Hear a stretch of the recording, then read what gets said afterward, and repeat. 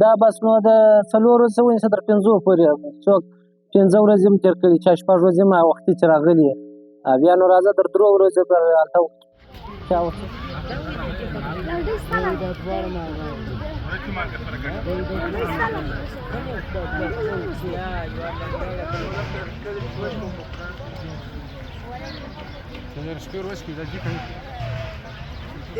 السلام علیکم دوستانو، هیله مند یم چې جوړ ورو صحتمند اوسئ. درنو دوستانو، زه راغلی یم د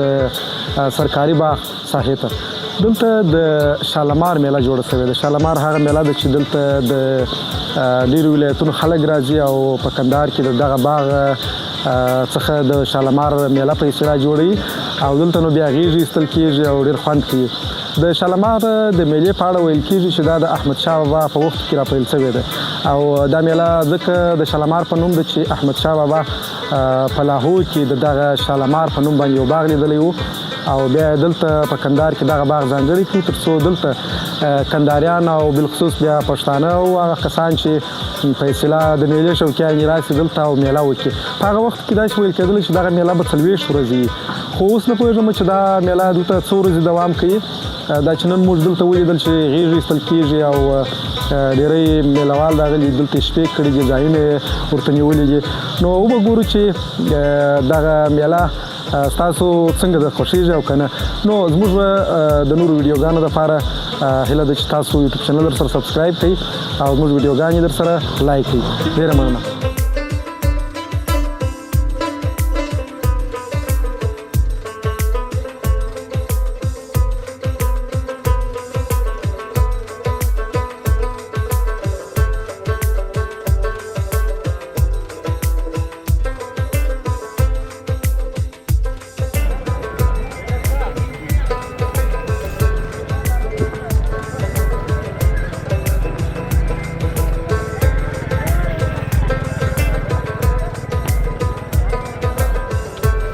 Ini raus tadi pokoknya.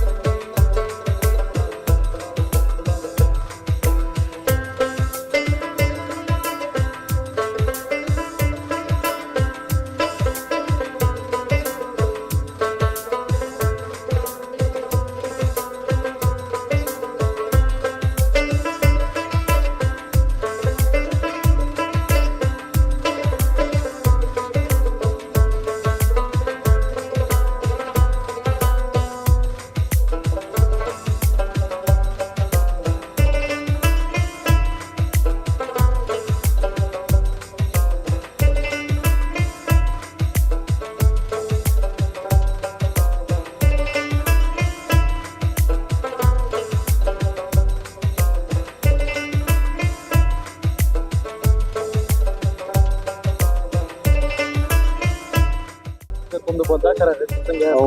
الله د بولدک راغلی ښه شکر دی الحمدلله. نوم دې نن یک محمد محمد جان راغلی سرکاري باغ ته او څه وخت راغلی نن مې 25 شپې لم دریم دغه میله خو څه ډېره وخت پرې په کندهار کې او یاره خو د ډېره وخت زه بیخي د کوچنی د پلار سره تلم هم راغلی یم چې هغه به دلته ماته پیسې راکولې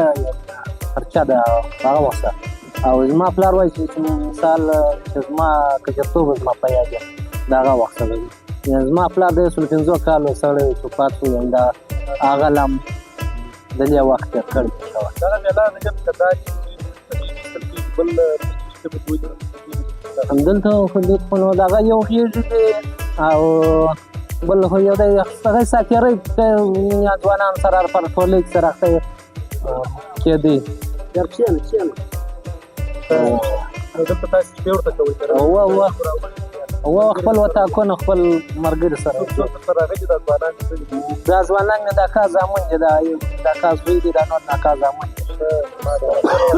ټول راغلي و نور ماته ناست دي دلته درې موټره دا میله څو ورځې دا بس نو د 4 ورځې ونیسه تر 5 پورې څوک 5 ورځې هم تېر کړي چا 6 ورځې ما وختي چې راغلي بیا نو راځه تر 3 ورځې هلته چا څوک وختي راغلي څوک ناوخته راغلي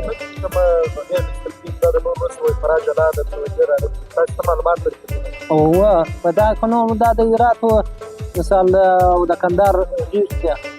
نو خو رش دی ډېر دی اندازه موږ باید چاته ورته ناست په دا خاطر چې رش ډېر دی معلومېږم د رش او رش څه ډېر دی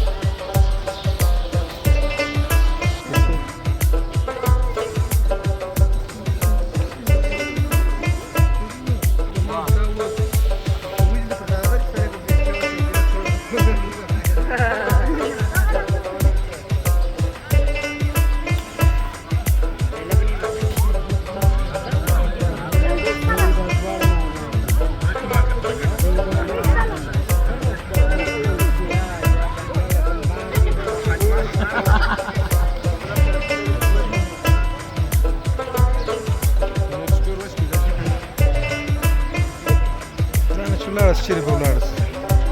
دې په لګرځي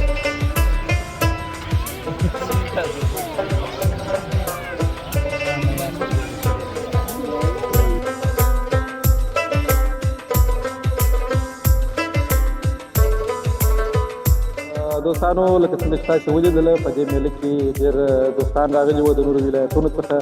د نورو ولسوالیو څخه او لکه څنګه چې تاسو ولیدل دلته د غیږې د ایستلو هغه پخوانی دود هم ترسره شو. دوستانو دلته دغه میله هر کال جوړیږي او دلته په دغه سرکاري باغ کې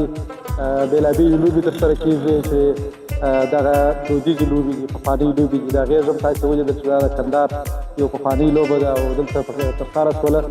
نننۍ لوبه کې د هرات او کندهار یو ټورنمنټ هم و چې بالاخره پای ته ورسېدي. پای ته نه دي رسېدلي، یوه ورځ لا پاته ده چې نن ورځ لپاره البته پای ته ورسېدي. دوستانو د دې ولاګ په ختمېدو سره زه هم اجازه درته غواړم دا و د نن پروګرام چې تاسو نشر کړي. ډېره مننه، ښه وختونه.